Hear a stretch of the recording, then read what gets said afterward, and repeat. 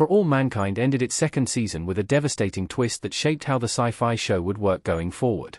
As one of the best and longest-running Apple TV Plus sci-fi shows, For All Mankind is one of the platform's flagship projects within its genre.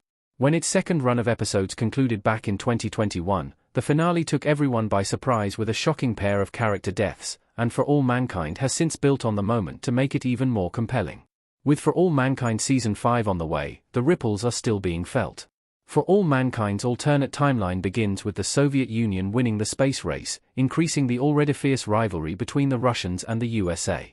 The event serves as a huge catalyst, sending the show spiraling off into the realms of historical fiction rather than a biographical drama. Of course, one of the biggest divergences between the show's events and genuine history is that the space programs of both nations move much faster than they did in reality.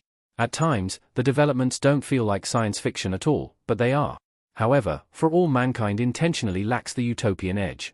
For All Mankind Season 2's finale came frustratingly close to giving Gordo and Tracy their happy ending. Michael Dorman's character came very close to winning his wife back for good. Gordon "Gordo" Stevens, Michael Dorman, and his wife Tracy, Sarah Jones, have an incredibly dysfunctional relationship in For All Mankind Season 1. Sure, Gordo's alcoholism and infidelity create the majority of the problems, but it's still obvious the pair shouldn't be together. By the beginning of For All Mankind Season 2, they have finally called it a day. As the season progresses, Gordo gets several opportunities to win back the mother of his children, and he pulls it off when they're stationed together at the Jamestown lunar base. Unfortunately, the sight of their reunion also becomes their doom. The Stevens sacrifice saves the entire base from annihilation, but it's still devastatingly upsetting that they spend what little time they have left after reuniting in such peril. The moon is a dangerous environment at the best of times, but heading out wrapped head to foot in a makeshift spacesuit made of tape gave them very little chance of survival. For All Mankind even makes the audience dare to hope by showing Gordo and Tracy just about managing to get back in time before their improvised gear fails, making the shot of them dead in the airlock even more hard-hitting. Why Gordo and Tracy's story in For All Mankind couldn't have ended any other way. For All Mankind doesn't do happy endings. Gordon and Tracy's funeral in For All Mankind. For All Mankind has bursts of optimism, but space very quickly swallows them up. It isn't a show that thrives on positive events, and it wouldn't be nearly as good if it did. It was always unlikely that Gordo and Tracy would have survived their dangerous moonwalk, even by real-world logic, but it becomes even more of a certainty that they'd die when it's considered what show the events happened in. Despite all the obstacles faced by the characters in For All Mankind, the Apple TV Plus sci-fi show relentlessly tries to build to something approaching a storybook ending.